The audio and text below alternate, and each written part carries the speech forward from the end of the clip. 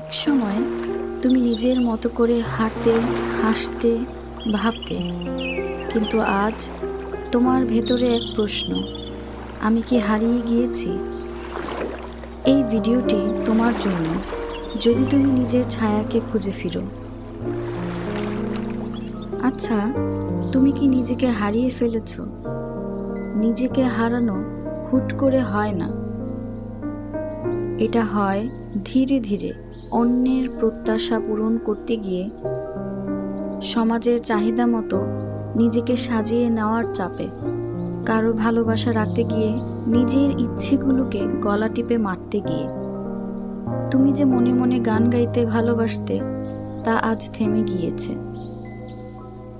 তুমি যে স্বপ্ন দেখতে, তা আজ ক্লান্ত চোখের ঝাপসা।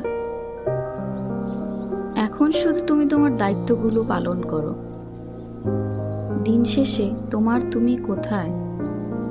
এই হারিয়ে ফেলা আমাদের জীবনে কিভাবে প্রভাব ফেলে? তুমি অযথাই রেগে যাও, কারণ তুমি নিজেকে বুঝতে পারো না, নিজেকে বোঝাতেও পারো না। পরিশেষে তুমি হতাশ হও, কারণ কেউ তোমাকে বুঝে না তুমি আসলে কি চাও। তুমি ক্লান্ত, শুধু কাজ করে যাও, কিন্তু জীবনটাকে উপভোগ করো না। তুমি নিজেকে নিজে দিনে 100 বার জিজ্ঞেস করো, এটাই কি জীবন? কিন্তু না, এটা জীবন না। তুমি নিজেকে আবার কিভাবে খুঁজে পাবে? একটু থামো, নিজের ভেতরের আওয়াজ শোনো। একটা ডায়েরি লিখো। ডায়েরিতে প্রতিদিন একটা করে প্রশ্ন লিখো। প্রশ্নটা হতে পারে, আজ আমি কি অনুভব করছি? নিজের পছন্দের তালিকা করো। খাবার, জায়গা, রং, ছোট ছোট সিদ্ধান্ত নিজে নাও। কি পড়বে, কোথায় যাবে, কার সঙ্গে সময় কাটাবে, তুমি নিজে সিদ্ধান্ত নাও।